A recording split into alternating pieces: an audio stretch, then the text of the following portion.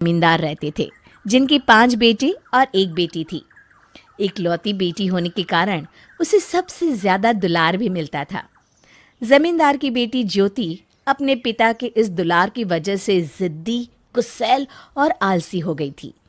एक दिन जमींदार की पत्नी सुधा ने उनसे कहा, अजी, बेटी तो पराया धन होती है, तुम इसे इतना सिर ना चढ़ाओ, शादी के बाद कैसे निभाएगी। तब जमींदार ने कहा, तुम चिंता मत करो, मैं इसके ससुराल कहीं ना कर भिजवा दूंगा। गांव में सभी ज्योति के आलस और गुस्सैल स्वभाव को जानते थे, इसलिए कोई भी उससे शादी नहीं करना चाहता था। समय गुजरता जा रहा था। एक दिन जमींदार ने गांव के सबसे होनहार लड़के, ज्योति, आज खाना तुम्हें बनाना है। ज्योति रुआंसी होकर कहने लगी, ना बाबा ना, इस कड़ाके की ठंड में मुझसे खाना वाना नहीं बनेगा। हाँ, अच्छा ठीक है, खाना मैं बना लूंगा, बस रसोई में तुम मेरी थोड़ी मदद कर देना। अब रवि की बात मानने के अलावा ज्योति के पास कोई चारा नहीं था। दोनों ने मिलकर खाना बनाया। रवि खाना खाने के बाद कहता है, ज्योति, मैं खेत पर जा रहा हूँ काम करने, तुम घर में चौकस रहना। हाँ, चौकस? वो क्यों?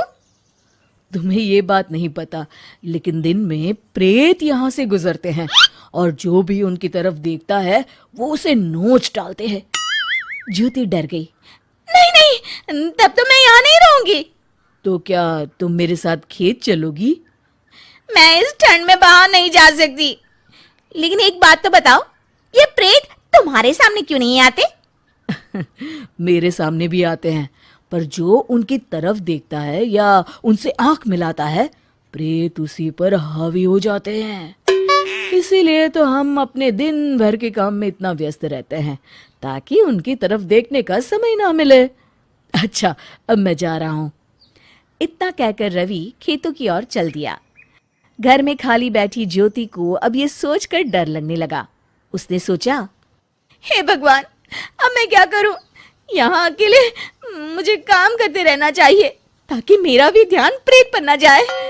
अब बिना माँ के काम करना ज्योति की मजबूरी बन गई थी।